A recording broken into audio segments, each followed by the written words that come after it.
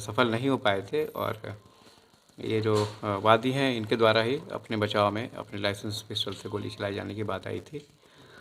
तत्काल तो 1 महीने के बाद ही ये इस तरह का रिपीटिशन हो गया और तत्काल हमारे करज के खाइल आ काथी के करवावल बड़ा खराब चीज है, लेकिन एगो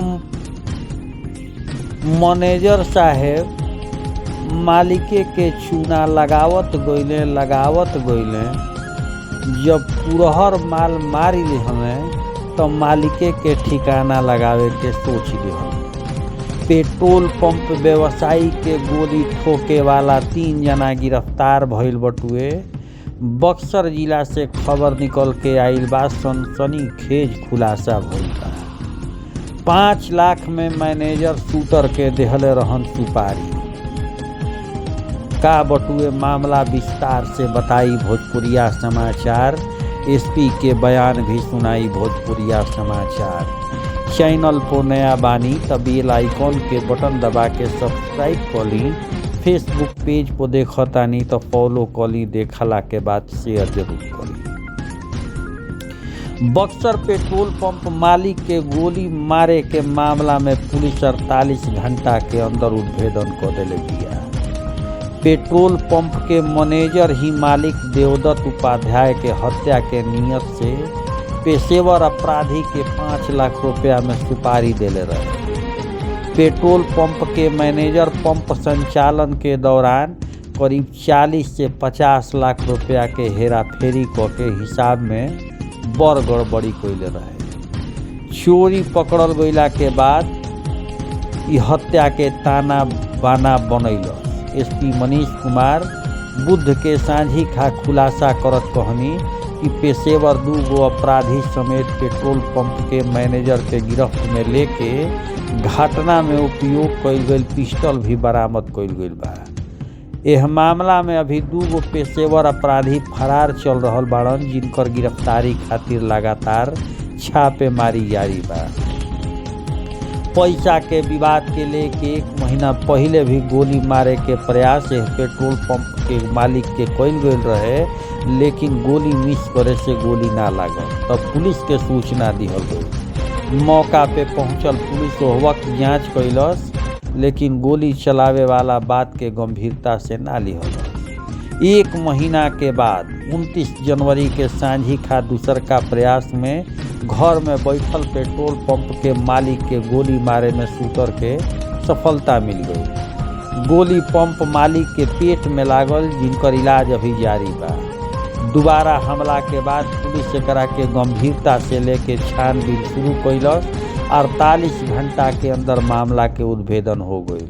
मालिक के मैनेजर ही हत्या के साजिश रचले रहे। एसपी बतैनी कि कांड के तुरंत उद्भेदन खातिर अनुमंडल पुलिस पदाधिकारी सदर के नेतृत्व में एगो टीम के गठन कइल गई। एक गठित टीम के द्वारा सीसीटीवी फुटेज, तकनीकी साक्ष्य आ मानवीय सूचना के आधार पर घायल व्यवसायी देवदत्त उपाध्याय के मैनेजर भवेश कुमार उर्फ तनु चौबे, पिता रविंदर चौबे, जवन सोहनी पट्टी के रहन, उनका के हिरासत में लेके पूछताछ कइल गई। पूछताछ के क्रम में इनका द्वारा 40 लाख रुपया के लेन देन के विवाद के कारण बतावल गई, जेकरा बाद इस षड्यंत्र रचल गई। बयान उसमें कुछ लोगों को हायर किया गया था, जिसमें 2 की गिरफ्तारी हो गई है। ठीक है, उसमें 2 जो हैं अभी उनके यहाँ रेड्स हो रहा है और जल्दी हम लोग गिरफ्तारी कर लेंगे। कितना सुपारी दिया था? 5 लाख की सुपारी दी गई थी। इसमें 2 लड़के लोकल हैं, 2 लड़के बाहर के थे। प्रोफेशनल क्रिमिनल्स हैं क्या? क्रिमिनल्स ही हैं। तो इसमें एक बड़ी उपलब्धि ये है कि इसमें जो हथियार प्रयुक्त हुआ था वो हथियार हमें बरामद हमने कर लिया है। जिस पिस्टल से गोली चलाई गई थी वो पिस्टल बरामद कर लिया गया है। सर, पुलिस के लिए पेट्रोल पंप व्यवसायी को गोली मारी गई। ये परसों संध्या ये घटना हुई थी, जिसमें नगर थाना अंतर्गत सोहनी पट्टी में एक पेट्रोल पंप व्यवसायी देवदत्त उपाध्याय हैं, इनके घर में घुस के इनको गोली मारी गई थी। गोली उनके पेट में लगी थी, घायल हुए थे। लगभग इस घटना के 1 महीने पूर्व भी कुछ लोग उनके घर में घुसे थे, जिस समय कि सफल नहीं हो पाए थे और ये जो वादी हैं इनके द्वारा ही अपने बचाव में अपने लाइसेंस पिस्टल से गोली चलाए जाने की बात आई थी।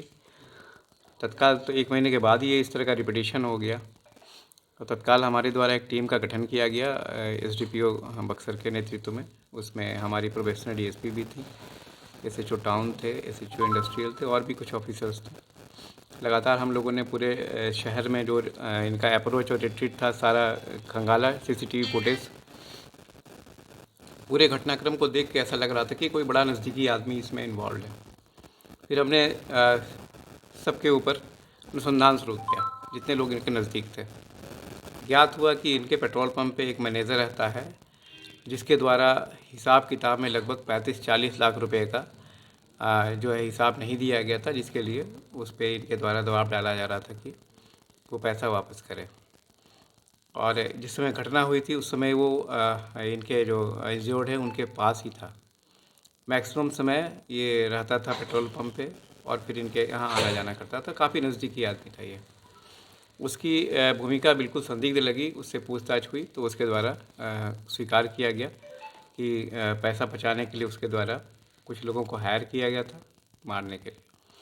पॉलिसी बताए थे सर, जो घटना हुआ था 1 माह पहले, उससे पहले बताया द्वारा किसी से एनमिटी की बात बताई गई थी, न कुछ कारण बताया गया था, और इनके पास लाइसेंस वेपन भी है जी।